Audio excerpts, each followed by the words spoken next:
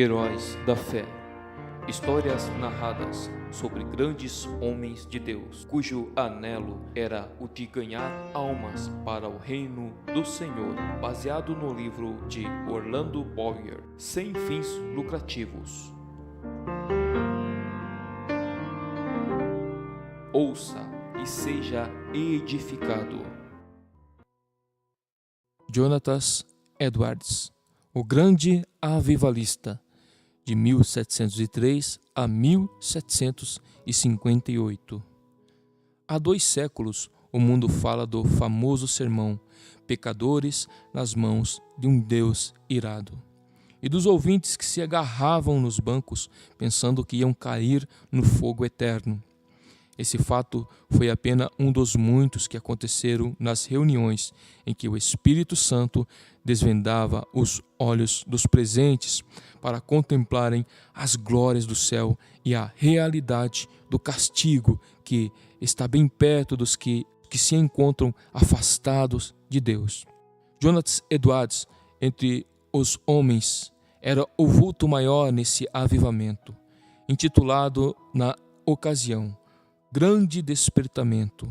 Sua vida é um exemplo destacado de consagração ao Senhor para o desenvolvimento maior do intelecto e sem qualquer interesse próprio de deixar o Espírito Santo usar o mesmo intelecto como instrumento nas suas mãos. Amava a Deus, não somente de coração e alma, mas também de todo o entendimento. Sua mente prodigiosa apoderava-se das verdades mais profundas. Contudo, sua alma era de fato um santuário do Espírito Santo. Sob aparente calma exterior, ardia nele o fogo divino como um vulcão. Os crentes atuais devem a esse herói graças à sua perseverança em orar e estudar sob a direção do Espírito a volta a várias doutrinas e práticas da igreja primitiva. Grande foi o fruto da dedicação do lar em que Edwards nasceu e se criou. Seu pai foi o amado pastor de uma só igreja durante o período de 64 anos. Sua piedosa mãe era filha de um pregador que pastoreou uma igreja durante mais de 50 anos.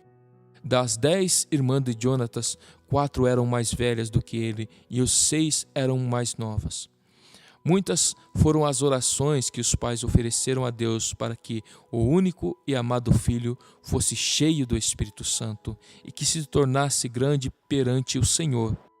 Não somente oravam assim, fervorosa e constantemente, mas mostravam-se igualmente zelosos em criá-lo para Deus. As orações à volta da lareira os estimularam a se esforçarem, e seus esforços redobrados os motivaram a orar mais fervorosamente. O ensino religioso e permanente resultou em Jonatas conhecer intimamente a Deus quando ainda criança. Quando Jonatas tinha 7 ou 8 anos, houve um despertamento na igreja de seu pai, e o menino acostumou-se a orar sozinho, 5 vezes todos os dias, e a chamar outros da sua idade para orarem com ele. Citamos aqui suas palavras sobre esse assunto. A primeira experiência de quem me lembro de sentir no íntimo a delícia de Deus e das coisas divinas foi ao ler as palavras de 1 Timóteo 1:7. Ora, ao Rei dos séculos, imortal, invisível, ao único Deus, seja honra e glória para todo sempre. Amém. Sentia a presença de Deus até arder o coração e abrasar a alma de tal maneira que não sei descrevê-la. Gostava de passar o tempo olhando para a lua e de dia contemplar as nuvens e os céus. Passava muito tempo observando a glória de Deus revelada na natureza e cantando as minhas contemplações do Criador e Redentor. Antes, me sentia demasiado assombrado ao ver os relâmpagos e ouvir o troar do trovão. Porém, mais tarde, eu me regozijava ao ouvir a majestosa e terrível voz de Deus na trovoada. Antes de completar 13 anos, iniciou seu curso em Yale College, onde o segundo ano leu atentamente ensaios sobre o entendimento humano, a famosa obra de Locke. Vê-se nas suas próprias palavras acerca dessa obra o grande desenvolvimento intelectual do moço. Achei mais gozo nisso do que o mais ávido avarento em ajuntar grandes quantidades de ouro e prata de tesouros recém-adquiridos. Edwards, antes de completar 17 anos, diplomou-se no Yale College com as maiores honras. Sempre estudava com esmero, mas também conseguia tempo para meditar na palavra diariamente. Depois de diplomar-se, continuou seus estudos em Yale durante 2 anos e foi então separado para o ministério. Foi nessa altura que o seu biógrafo escreveu acerca de seu costume de dedicar certos dias para jejuar, orar e examinar a si mesmo. Acerca da sua consagração, com a idade de 20 anos, Edwards escreveu: dediquei-me solenemente a Deus e o fiz por escrito, entregando a mim mesmo e tudo o que me pertencia ao Senhor, para não ser mais meu em qualquer sentido, para não me comportar como quem tivesse direitos de forma alguma, travando assim uma batalha com o mundo, a carne e Satanás até o fim da vida. Alguém assim se referiu a Jonatas. Sua constante e solene comunhão com Deus em secreto fazia com que o rosto dele brilhasse perante o próximo, e sua aparência, semblante, palavras e todo o seu comportamento eram acompanhados de severidade, gravidade e solenidade. Aos 24 anos, casou-se com Sarah Pierrepont, filha de um pastor, e desse laço nasceram, como na família do pai de Edwards, 11 filhos. Por ocasião do grande despertamento, ao lado de Jonathan Edwards estava o nome de Sarah Edwards, sua fiel esposa e ajudadora em tudo. Tal qual seu marido, ela nos serve como exemplo de rara intelectualidade, profundamente estudiosa, inteiramente entregue ao serviço de Deus. Ela era conhecida por sua santa dedicação ao lar, pelo modo de criar seus filhos e pela economia que praticava, movida pelas palavras de Cristo, para que nada se perca. Mas, antes de tudo, tanto ela como seu marido eram conhecidos por suas experiências com a oração. Faz-se menção destacada de um período de 3 anos, especialmente durante o qual, apesar de gozar de perfeita saúde, ficava repetidas vezes sem forças por causa das revelações dos céus. A sua vida inteira foi de intenso gozo no Senhor. Jonathan Edwards costumava passar 13 horas todos os dias estudando e orando. Sua esposa também o acompanhava na oração, diariamente. Depois da última refeição, ele deixava toda a lida, a fim de passar 1 hora com a família. Mas que doutrinas a igreja havia esquecido e que Edwards começou a ensinar e a observar de novo com manifestações tão sublimes? Basta uma leitura superficial para descobrir que a doutrina a qual deu mais ênfase foi a do novo nascimento, apresentando-a como uma experiência certa e definida, em contraste com a ideia da Igreja Romana e de várias denominações. O evento que marcou o começo do grande despertamento foi uma série de sermões feitos por Edwards sobre a doutrina da justificação pela fé, que fez os ouvintes sentirem a verdade das doutrinas. O foco de seus sermões era de toda a boca ficará fechada no dia do juízo. Não há coisa alguma que por um momento evite que o pecador caia no inferno, senão o bel prazer de Deus. É impossível avaliar o grau do poder de Deus derramado para despertar milhares de almas para a salvação, sem primeiro nos lembrarmos das condições das igrejas da Nova Inglaterra e do mundo inteiro nessa época. Quem até hoje não se admira do heroísmo dos puritanos que colonizaram as florestas da Nova Inglaterra, passara, porém, essa glória, e a igreja, indiferente e cheia de pecado, encontrava-se face a maior desastre. Parecia que Deus não queria abençoar a obra dos puritanos, obra que existiu unicamente para a sua glória.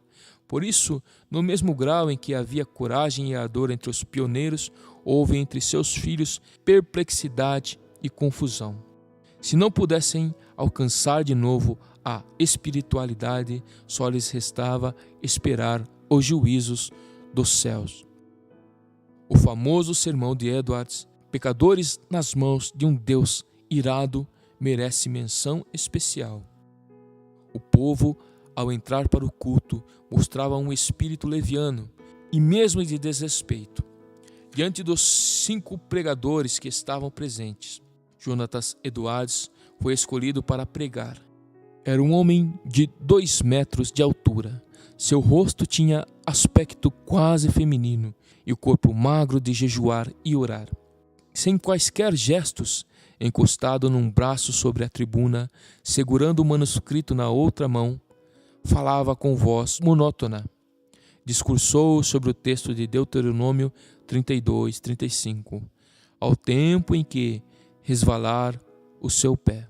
Depois de explicar a mensagem, acrescentou que nada evitava, por um momento, que os pecadores caíssem no inferno, a não ser a própria vontade de Deus, que Deus estava mais encolerizado com alguns dos ouvintes do que com muitas pessoas que já estavam no inferno. Que o pecado era como um fogo encerrado dentro do pecador e, com a permissão de Deus, pronto a transformar-se em fornalhas de fogo e enxofre. E que somente a vontade do Deus indignado os guardava da morte instantânea. Prosseguiu então, aplicando o texto auditório. Aí está o inferno com a boca aberta.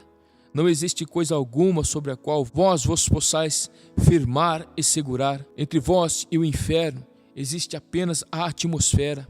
Há atualmente nuvens negras da ira de Deus pairando sobre as vossas cabeças, predizendo tempestades espantosas com grandes trovões.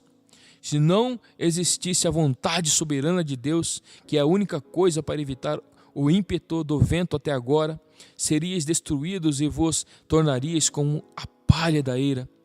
O Deus que vos segura na mão sobre o abismo do inferno, mais ou menos como o homem segura uma aranha ou outro inseto nojento sobre o fogo, durante um momento para deixá-lo cair depois, está sendo provocado em extremo. Não há que admirar se alguns de vós, com saúde e calmamente sentados aí nos bancos, passassem para lá antes de amanhã.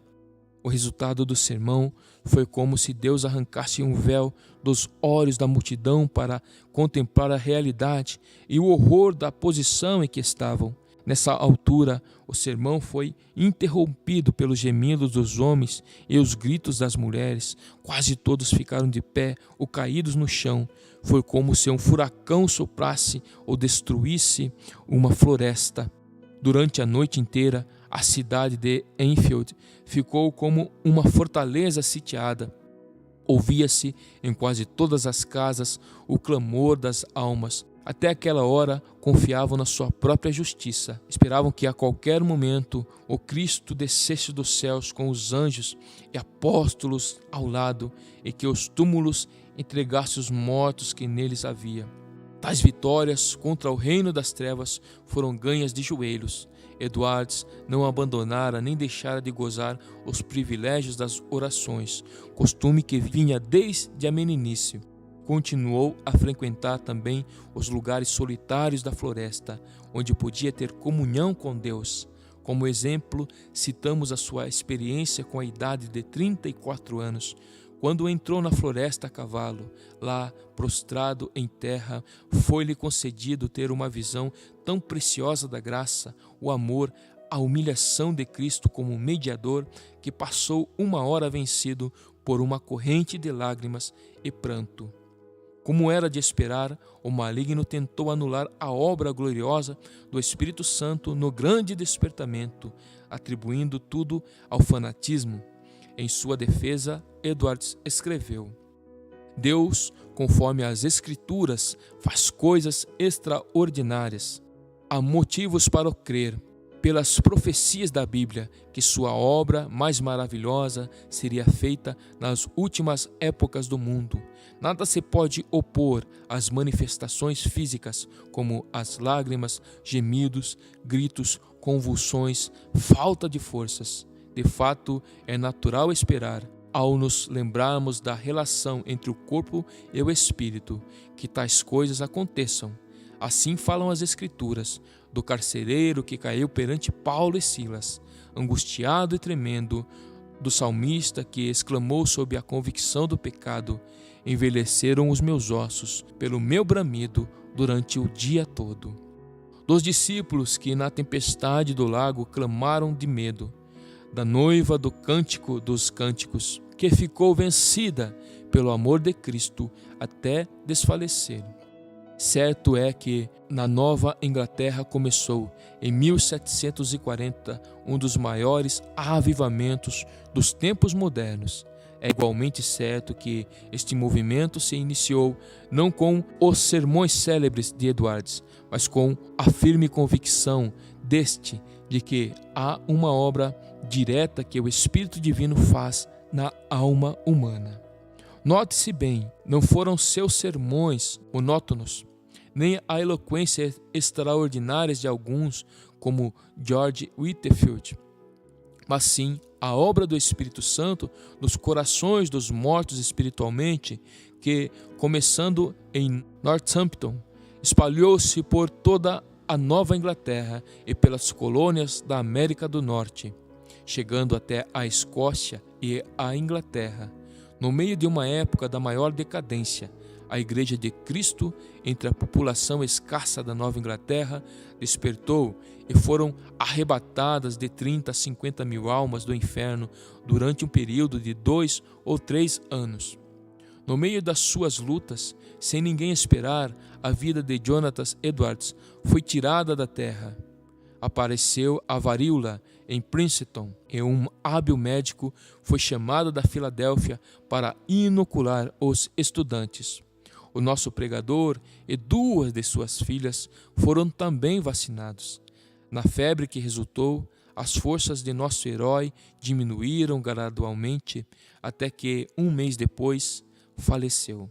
Assim, diz um dos seus biógrafos, em todo o mundo onde se falava o inglês, era considerado o maior erudito desde os dias do apóstolo Paulo ou de Agostinho. Para nós, a vida de Jonathan Edwards é uma das muitas provas de que Deus não quer que desprezemos as faculdades intelectuais que Ele nos concede, mas que as desenvolvamos sob a direção do Espírito Santo e que as entreguemos desinteressadamente para o seu uso.